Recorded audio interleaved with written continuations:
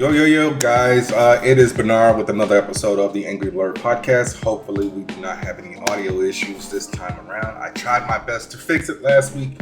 I don't know what the hell happened. I'm looking at my levels as we speak. They are in the red and yellow. All right. So let's just go ahead and get into it. So, my first story is about something that just came out like 2 days ago. By the time you guys hear this, and it's about the reported Venom game that we were supposed to be getting.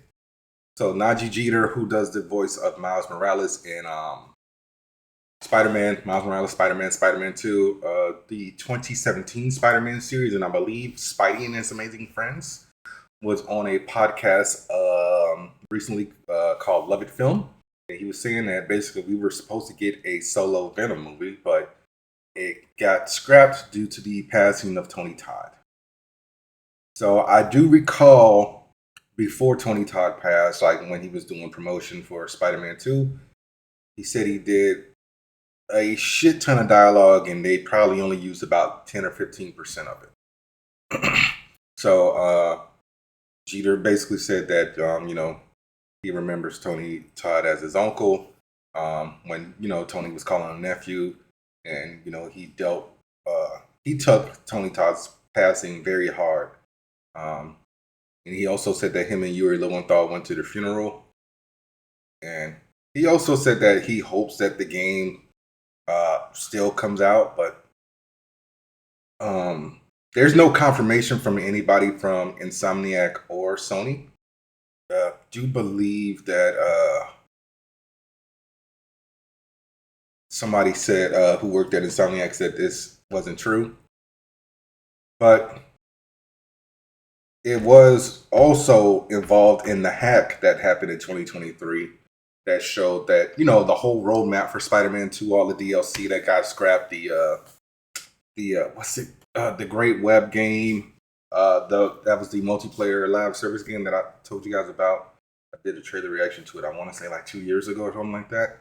And the documents also showed that a Venom game would have possibly happened later on down the line. But I'm pretty sure like the passing of Tony Todd didn't help, because who knows like what dialogue would have had to be re-recorded or what additional dialogue would have had to been recorded for that game to actually get off the ground or whatever.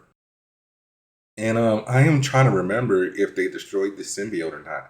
I honestly cannot remember. I am drawing a blank. Like, I played Spider-Man 2 probably 3 times. I will be getting ready for my 4th play. That's my next franchise that I'm doing after I'm done with Arkham Knight.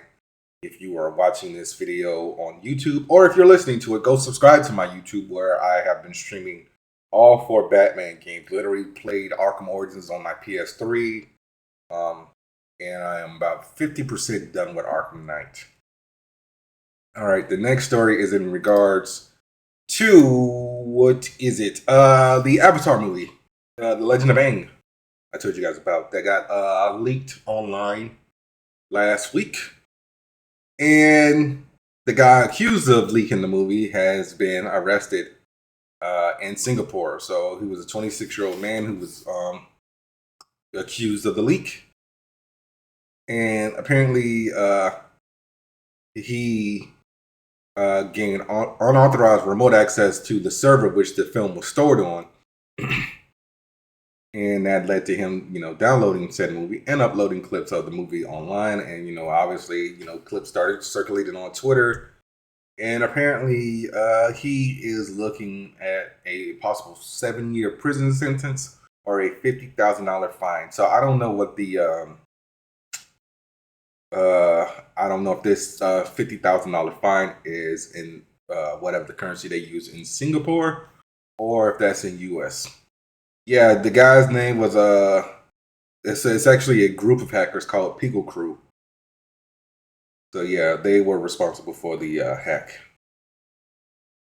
So yeah, don't hack shit. That's all I can say. I saw this one and I was like, okay, I don't know if it's because they're asking for more money or if they just don't like the president. Jackie Chan and Chris Tucker have both turned down initial offers for Rush Hour 4. They were offered $8 million each, which is okay. Bullshit, because they made $20 million a piece on the last movie. So, still don't know what the fuck is going on with the financials of that, but basically, the filming has been delayed since the two stars have not signed on. And apparently, it won't start until September at the earliest. Which I'm like, okay, guys, how are you going to start a movie without the two stars attached? Unless you plan on, working around that major factor of Lee and Carter not being signed on yet. But yeah. All right.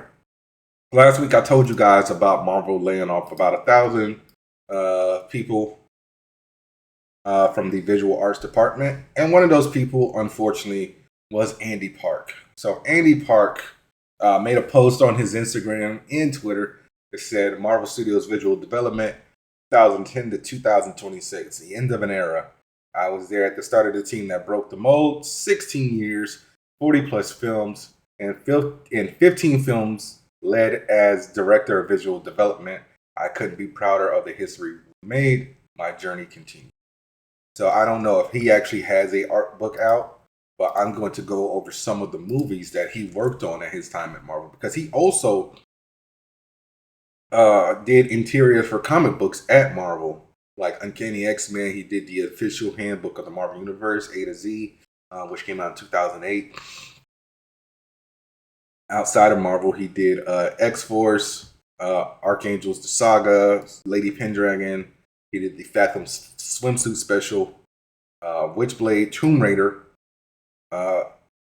Evangeline, which is, I believe it's part of Image, if I'm not mistaken.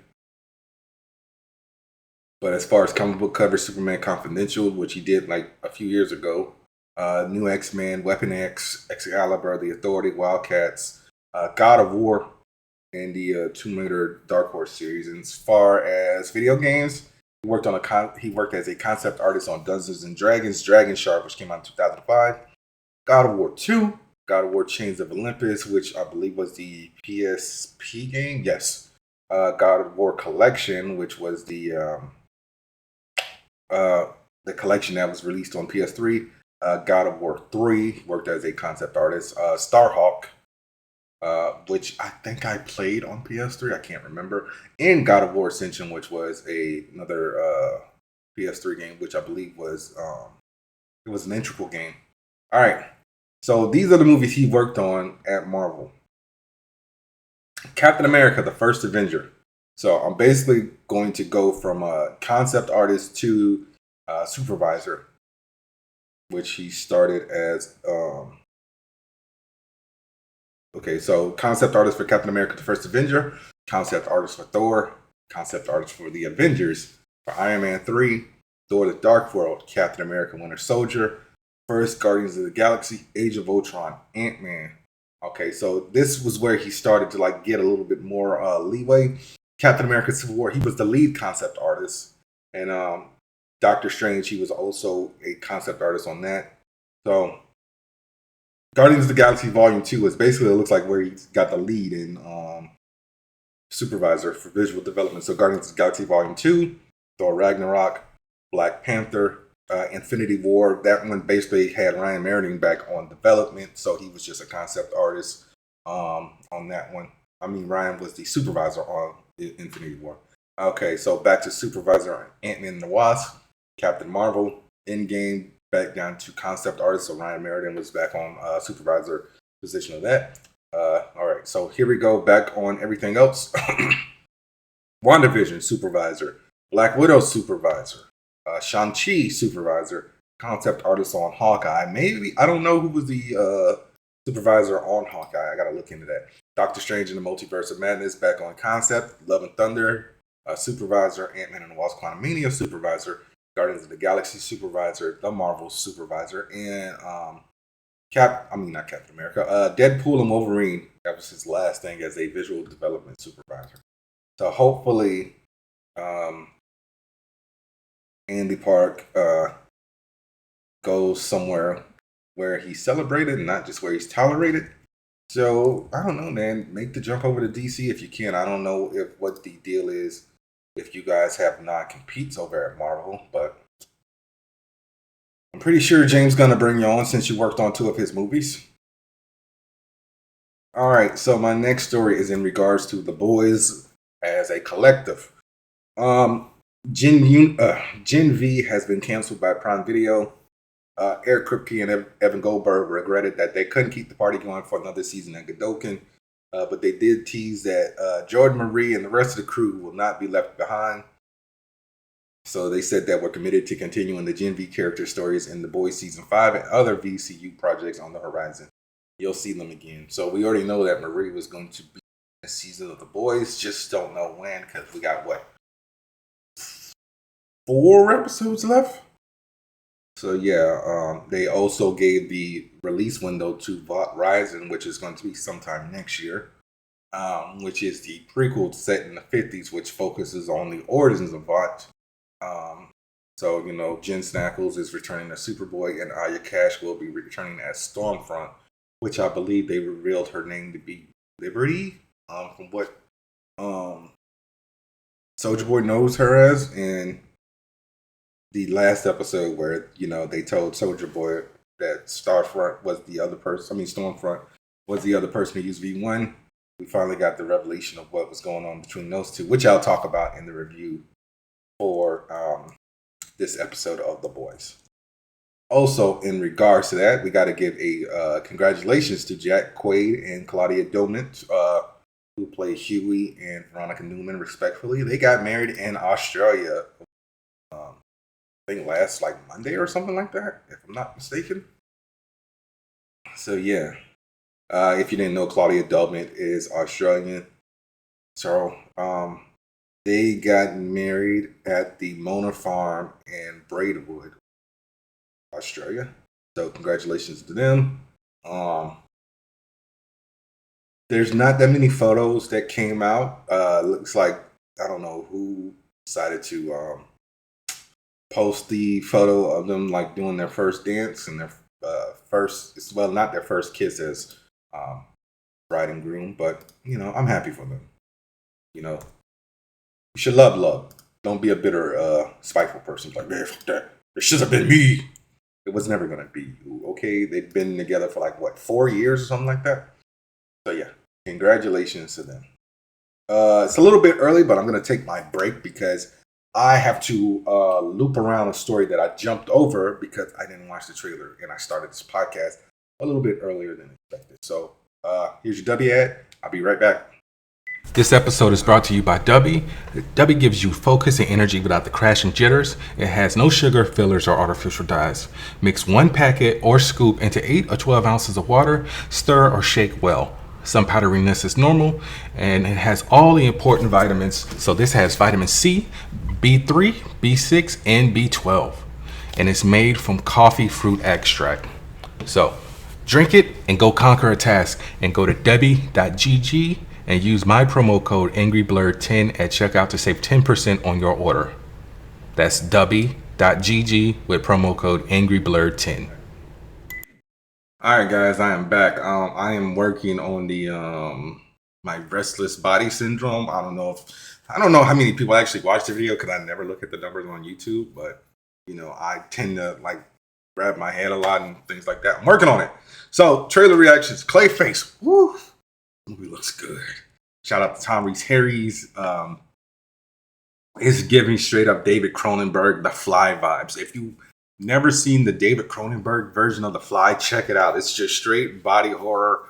Like I said, when this movie was announced out and they said that Mike Flanagan was writing the script, I was like, okay, I don't really like Mike Flanagan stuff, but I like some of Mike Flanagan stuff.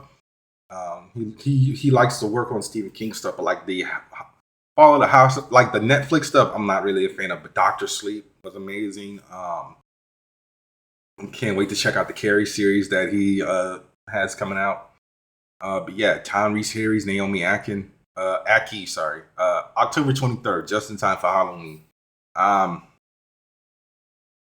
The scene of him in the tub basically melting because he's not just like soaking in a tub. Like he is like, I guess, just going full like gelatinous liquid clay, and he just wipes his face away. That looked awesome. So I really cannot wait for this movie. We don't really know much about this besides that Mike Flanagan got his inspiration for writing this movie from I believe it's called Feet of Clay. It's a 2-part episode on Batman, the animated series. Yes, it's a 2-part season 1, episodes 4 and 5. So yeah, if you kind of want like an outline of this, check out those episodes on HBO Max. I don't have a promo code for HBO Max because I'm not big enough for Warner. And speaking of which, Coyote versus Acme finally has a fucking release date. August 28th. I cannot wait for this. So Wile E. Coyote is sick and tired of being sick and tired of not catching the fucking Roadrunner.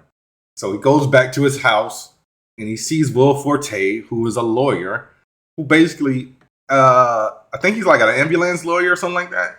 He goes after like small suits for Acme, against Acme. And his name is Kevin Avery. And on the other side of that spectrum is the corporate lawyer played by John Cena. If you have not watched this trailer, I highly recommend it. If you are a fan of like Looney Tunes Back in Action, Who Framed Roger Rabbit, it's definitely giving that. Foghorn Leghorn works for Acme. Bugs Bunny is a whistleblower. John Cena is choking Tweety. What the hell is going on? So I cannot wait to see this. And one of the things I liked about the promotion of this movie, Wile E. Coyote had a sign, I think during CinemaCon or something like that they put out that said, we scrapped this movie for tax purposes. So I guess Warner Brothers is kind of leaning into that, although they aren't the ones releasing this. Catch Up Media is.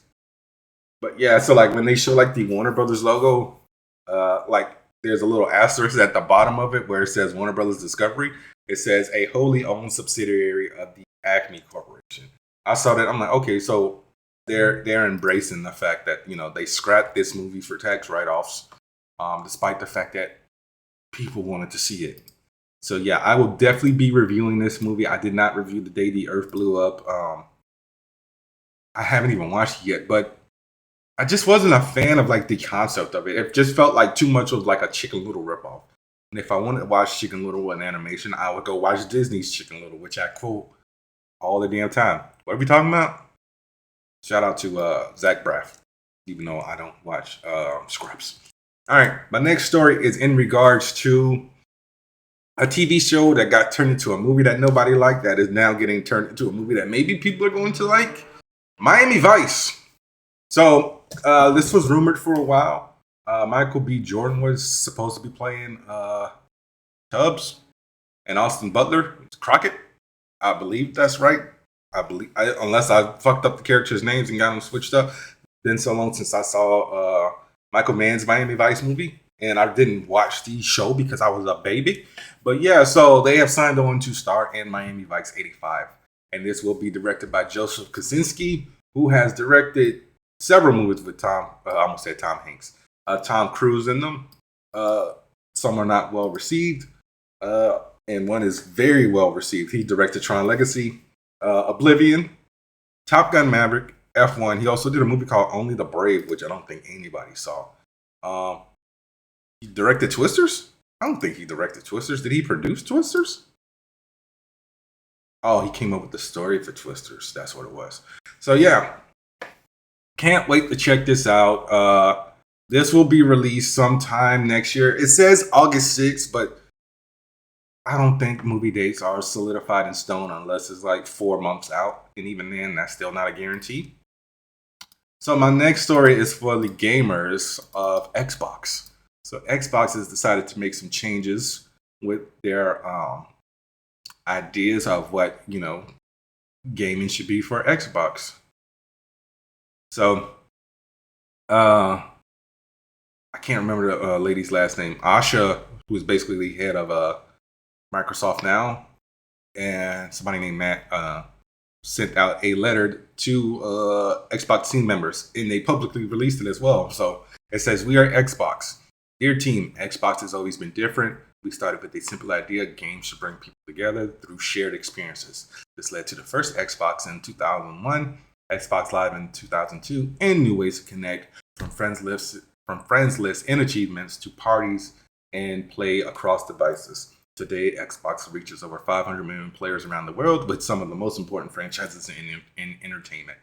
From the beginning, Xbox was built by people willing to try things others wouldn't. Like what? We placed a consumer bet inside an enterprise company that we believed gaming would define the living room, and we were at risk of missing it. That spirit has carried us through the last 25 years and is required to carry us forward. Said, we have work to do. Players are frustrated.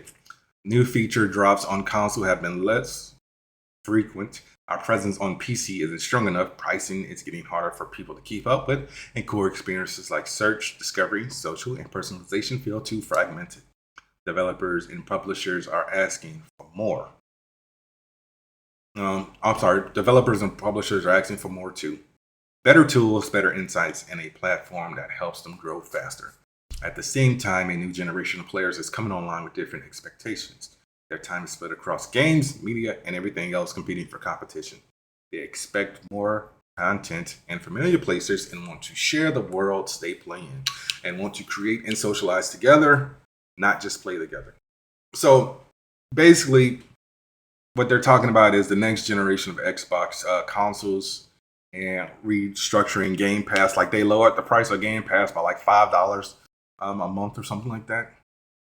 So I don't know what all they're going to do as far as the next system goes. And it seems like they are going to stop licensing out their exclusives to PlayStation, which, you know, I don't really give a shit about. So I know some of you are excited for the Halo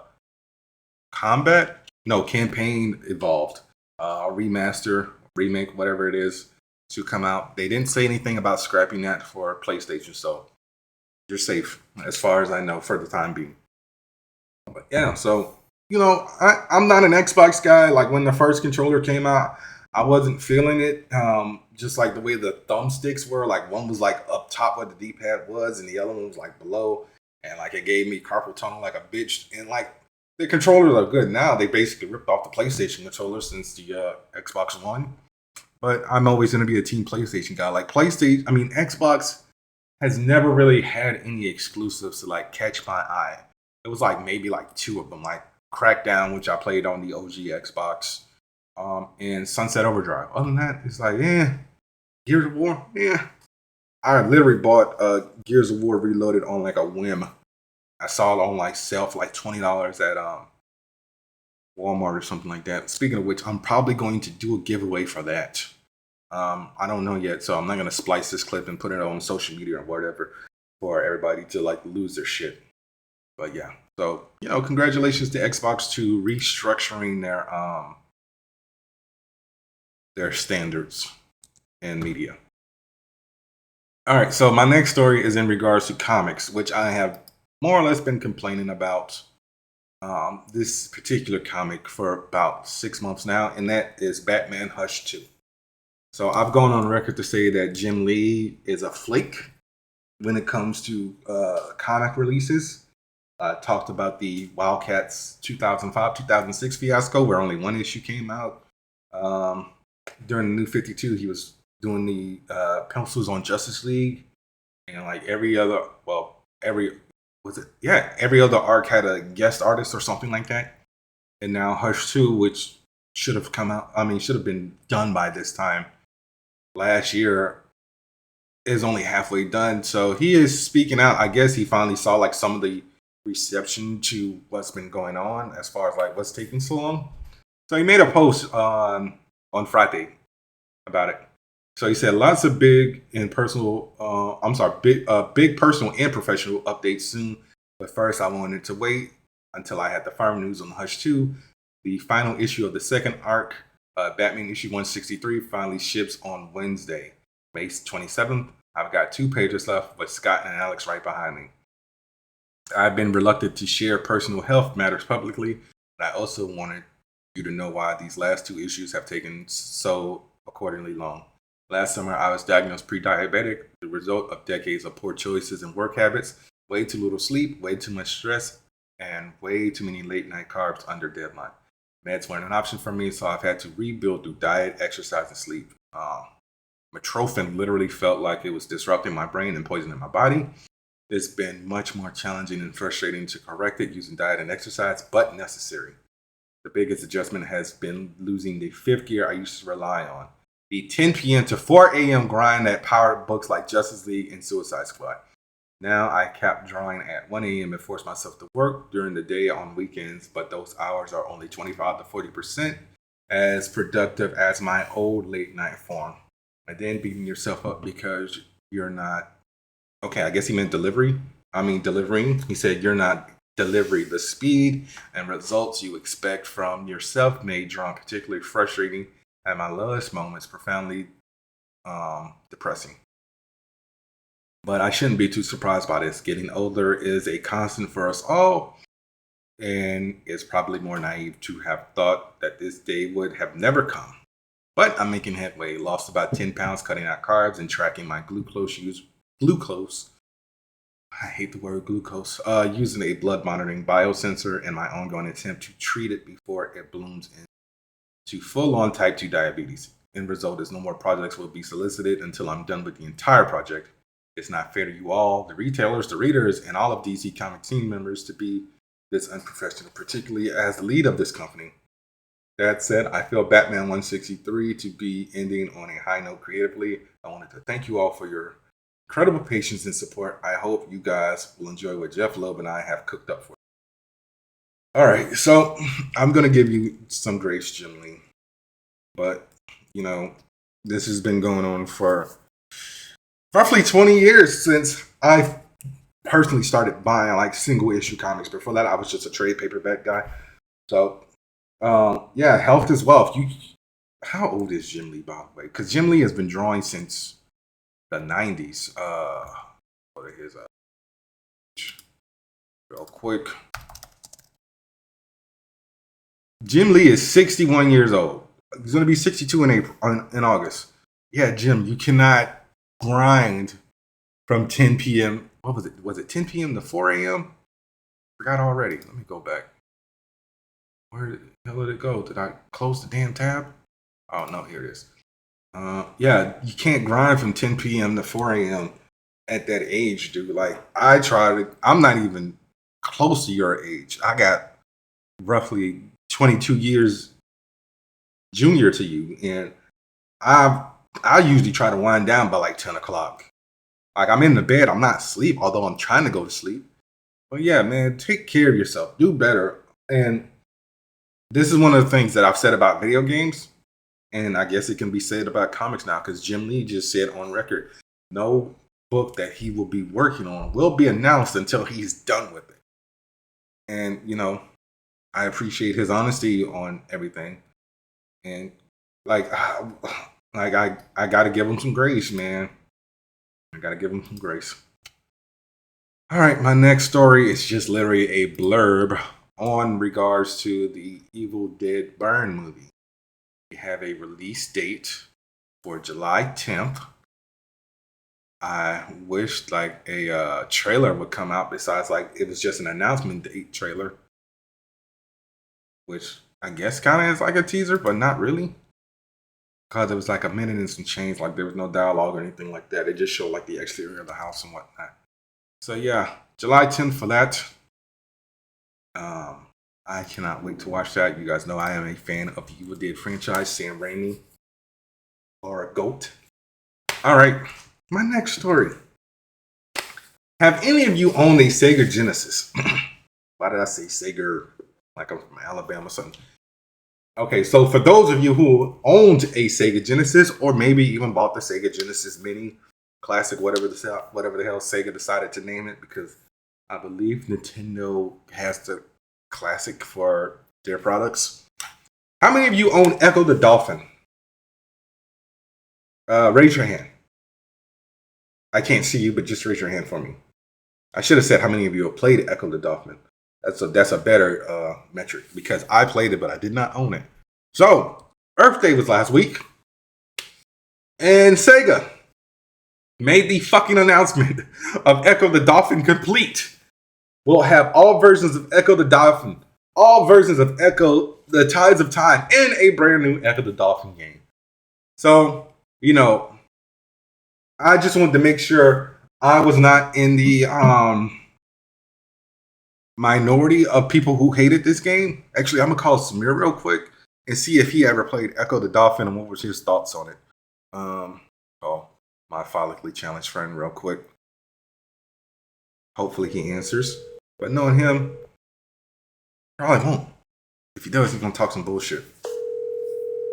Right? Let's see what's going on. Come on, answer the phone, motherfucker. That's 3 rings. Come on, Samir. Don't let the people down. Shame.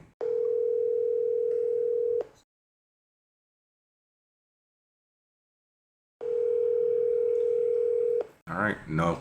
All right, I'm gonna call Arsenio real quick, and if he doesn't answer, then that's it. So,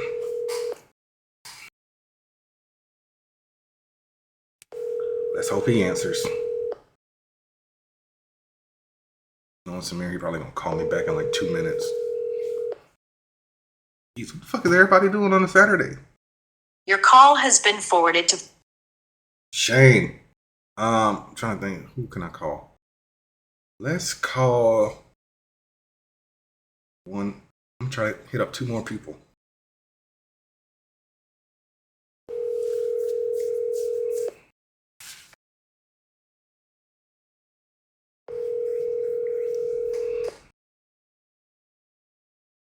Yo. Hey, I got a quick question. Did you ever own a Sega Genesis? Yeah, you know everybody. Well, some people have Super Nintendos, but that's neither here nor there. Did you have Ecco the Dolphin?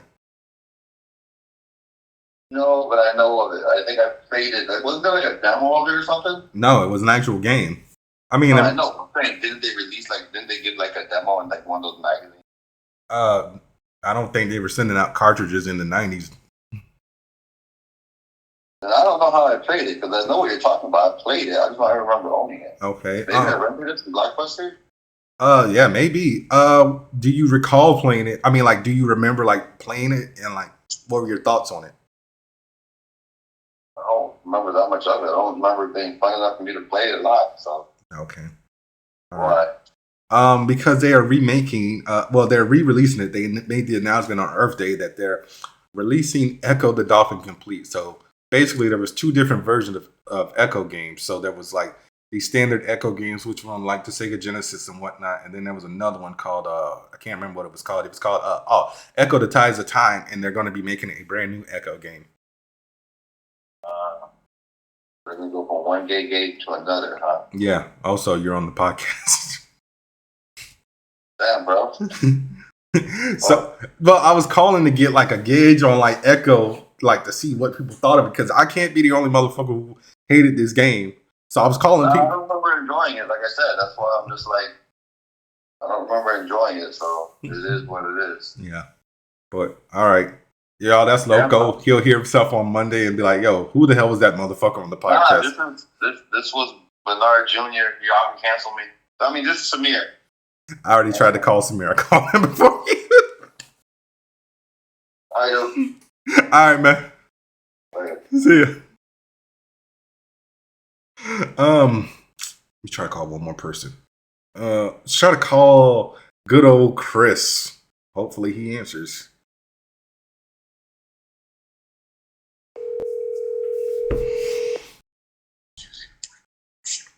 Yo, first ring. That's amazing. I said you answered on the first ring. That's amazing. What's up, man? All right, so before you say anything outlandish, I'm letting you know right now, you're on the podcast. Okay? Okay. All right. 2 questions. Well, it's really 3. Yes. 2 and a possible. 1, did you own a Sega Genesis?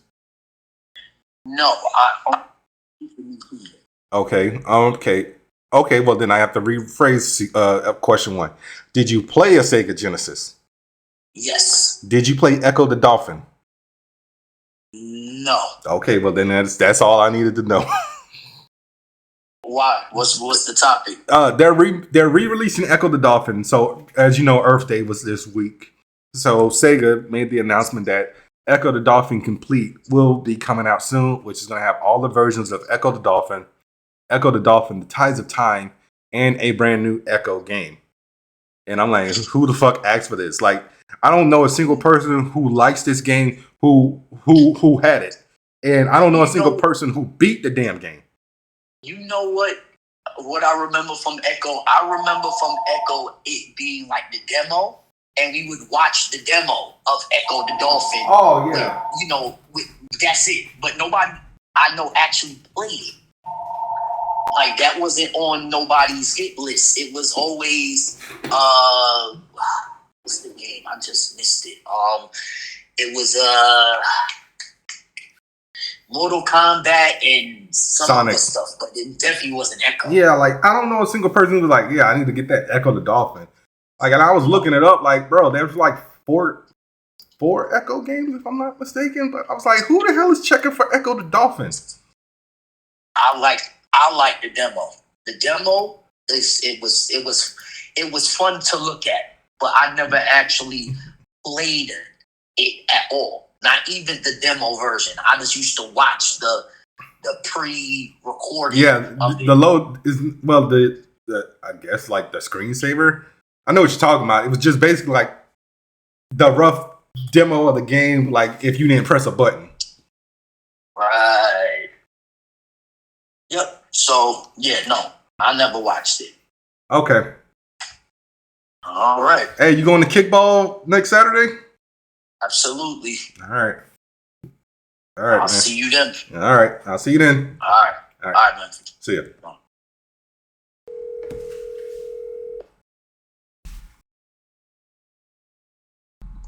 Yo. All right. First things first, you're on the podcast. Second, motherfucker, you can't answer the phone when I call, but call me back twice.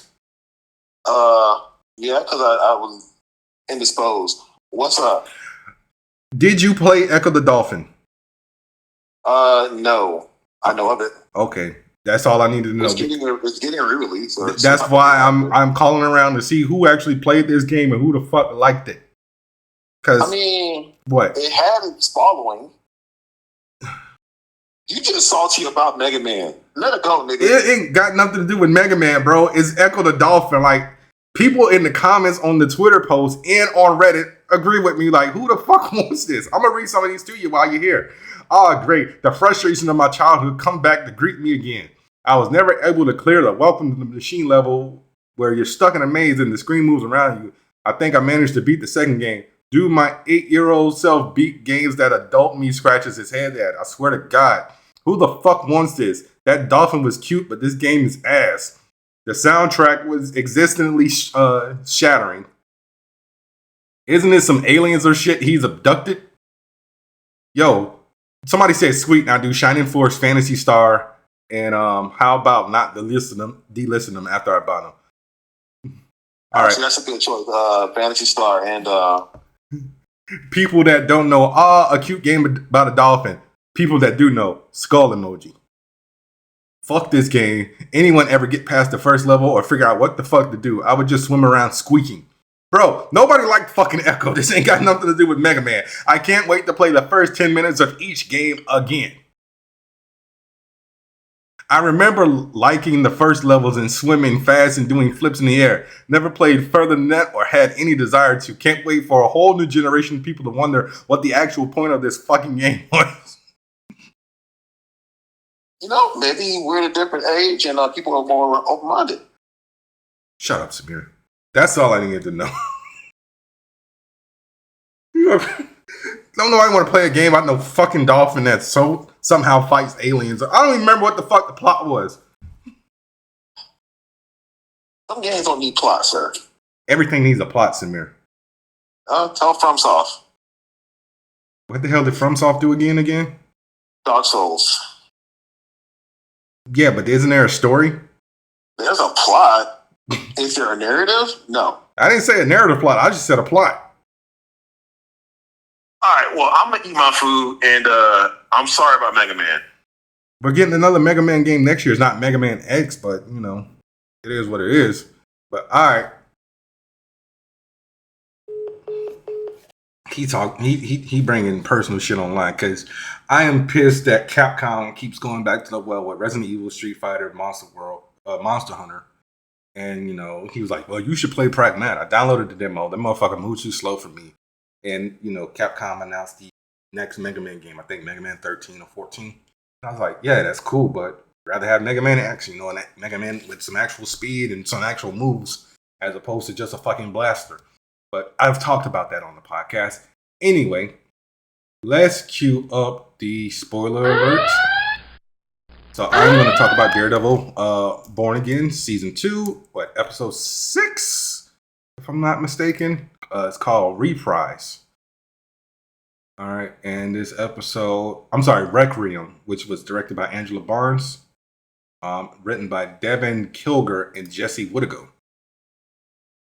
All right, so this episode starts with Wilson mourning Vanessa in the hospital, and you know her surgeon coming to give him comfort, and Wilson literally gives that man a bear hug and crushes his bones.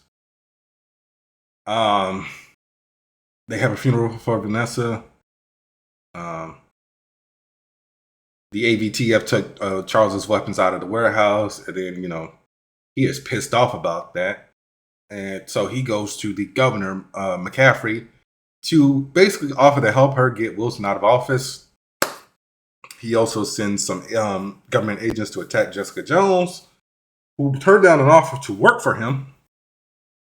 And so Jessica reaches out to Matt, tells him the entire situation. They go after the AVTF and destroy the weapons. Buck Cashman is telling Daniel, "Hey, I think your girl might be the lead, so just give her a fake story, so then you know we can use that to prove that she is the mole."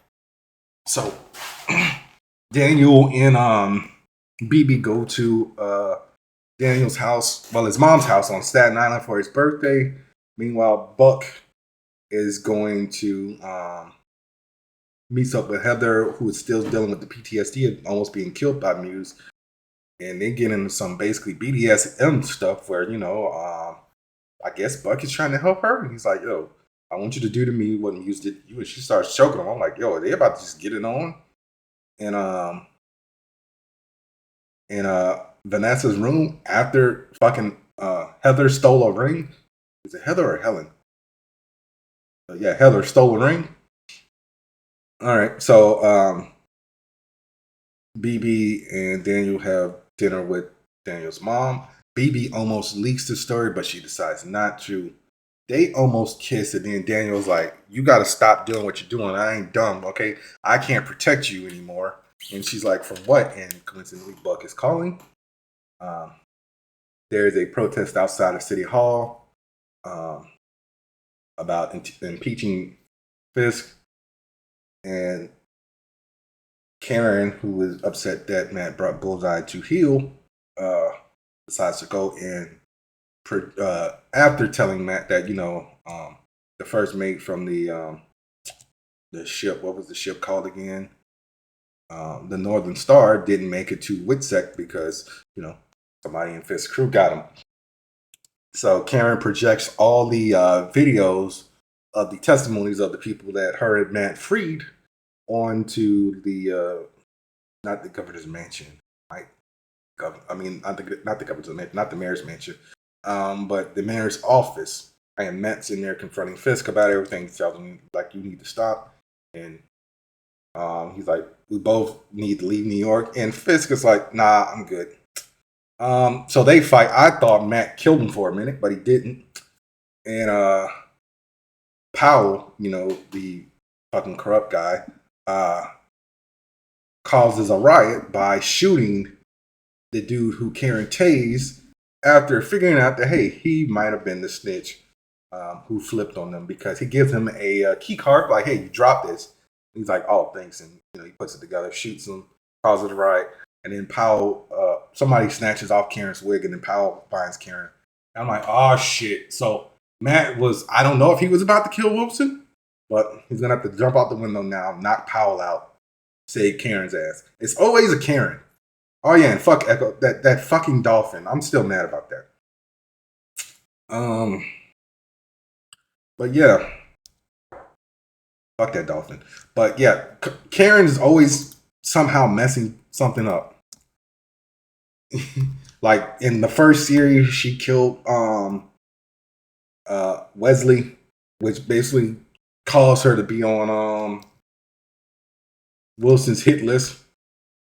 Because if you remember, that's the reason why Bullseye started going after her in the Daredevil suit in the first place. Hello, Karen. Ringing any bells? But yeah, like, yo, you should have just stayed hidden. But nah, you angry. So now you fucking everything up. We got 2 more episodes of that anxiety driven show.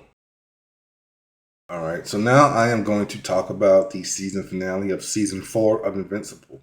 Don't Leave Me Hanging Here, directed by Ian Abano and written by Simon Recopia. So Mark, Nolan, and Zoe all race back to Earth after, Mark came up with the revelation that the Viltrumites hauled ass to Earth. Earth is fine. Mark reunited with Debbie and Eve and everybody, but then, he's got PTSD from his fight with Thrag, and he just keeps imagining Thrag just showing up, killing everybody, killing Debbie, killing William, killing Eve. Meanwhile, Nolan is back on Earth, and he goes to the crater where he basically beat Mark to a pulp in the first season. What would you have after 500 years? Cecil shows up, tells him that basically you need to get the fuck off the planet, and y'all didn't really do a good job of helping protect the Earth. And Nolan's telling him, yeah, well, we tried our best. The Coalition of Planets will set up a perimeter around the Earth that you can contact us with in case the Viltrumites show up.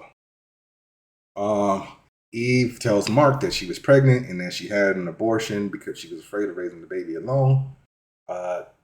Debbie and Nolan have another confrontation where Nolan tells Debbie that he left Oliver on Telescrub to heal from his injuries. And she's like, nah, I'm going with you. And you also find out that Debbie and Paul broke up during the time that Mark and Oliver were in space. Eve tells Mark to go take a flight to clear his head. And then he bumps into Thrag, which he assumes is a hallucination, but nope. He's like, nope, we've been here and we are living among the humans to repopulate. He said, if you fuck with us, we will destroy the planet, but we will not interfere with human affairs and we will leave them alone. Mark hesitantly agrees. Alan also gets a message from the dead from Optimus Prime that he has perfected the Scourge virus and he should use it even if it's lethal to humans. So, season 4, guys. Hell of a run. And like I told you guys, we're probably only going to get like 7 seasons of this show. People who own the compendiums, because there's only 3 compendiums. I think it's like 50 issues, or like 51, 52 issues per compendium, because I think it's like 154 issues, something like that. They've been stacking their compendiums, and they've been showing you where in the series, or like some people actually have like a long sleeve of the comics, and they've been using like bookmarks and tabs to show you like how far we are in the series versus the comics and how much we have left. So let's say this autograph sheet is all 154 issues of Invincible. This is basically what we got left. We roughly got about 50, 60 issues left. So seasons, 7 seasons. Like, unless they figure out a way to milk it and like bring that Satan plot back into effect or something like that. But yeah, we're almost at the end, guys. So I don't know what to tell you. Read the comics. They're good. All right. So now I am going to talk about The Boys. Season 5, episode 3, episode 4, which is titled King of Hell. This is directed by Karen Gavila. And written by Jeff Ano. So Homelander has a god complex, as we all know. Gets Firecracker to present him as a god, and so she involves Ashley and her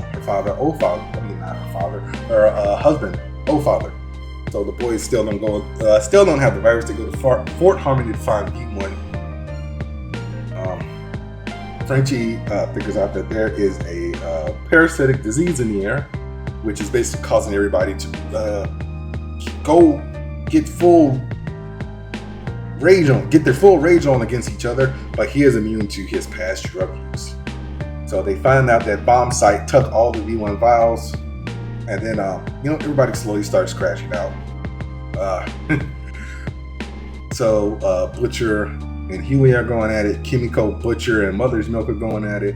Soulja Boy and Homeland get there, and then Homelander starts going off on his daddy, basically saying you was a bitch when you was a kid or whatever. You injected yourself with V1 because your brother was better than you. So Soulja Boy locks Homelander in a chamber with enriched uranium to prevent him from getting the V1, and he revealed that that's where they will lock them up after the V1 injections to see how long they would last until they started to die. Frenchie actually comes across Soulja Boy, tricks him into finding where the source of the parasites are, which is actually Quinn, who was one of Soulja Boy's friends back in the day, and Frenchie provokes him into killing Quinn, which basically makes everybody go back to normal. And Homelander decides to spare Soulja Boy's life after seeing that, he feels a little bit something. He feels a little way after, killing his friend. Meanwhile, Annie, aka Starlight, finds her father, where, it's a very weird situation, like out of a Tyler Perry movie. He's got a whole new wife and a son. Finds out she's got a brother. Her father is played by Tim Daly, none other, who was the voice of Superman. I believe he was on the animated series, and I think George Newbern was on the Justice League series. And the next day at the church, Old Father proclaims that Homelander is a prophet of God. Like, yo, what the hell are we doing here? But yeah, Tim Daly was Superman on the animated series. So yeah, now Homelander's God complex is complete. We got, 5 more episodes? I'm sorry, 4 more episodes. I really can't wait to see how the hell we wrap this up, because what the fuck is going on? Like, Homelander and Soulja Boy was having a dick measuring contest for the longest, and now it seems like they're at a place of reconciliation. I don't know. That's it for this episode of the Angry Blur Podcast, guys. Be sure to rate, review, subscribe, tell a friend to tell a friend. Go to w.gg, use my promo code AngryBlur10 at checkout to save 10% on your order. So next week, I got a lot of reviews. I got Stranger Things Tales from 85, Daredevil episode 7, episode 5 of The Boys, and Michael. So that's 4 reviews. It's going to be a very review-heavy episode. So I'll probably want to do 3 or 4 stories, because I don't want to talk for 2 hours.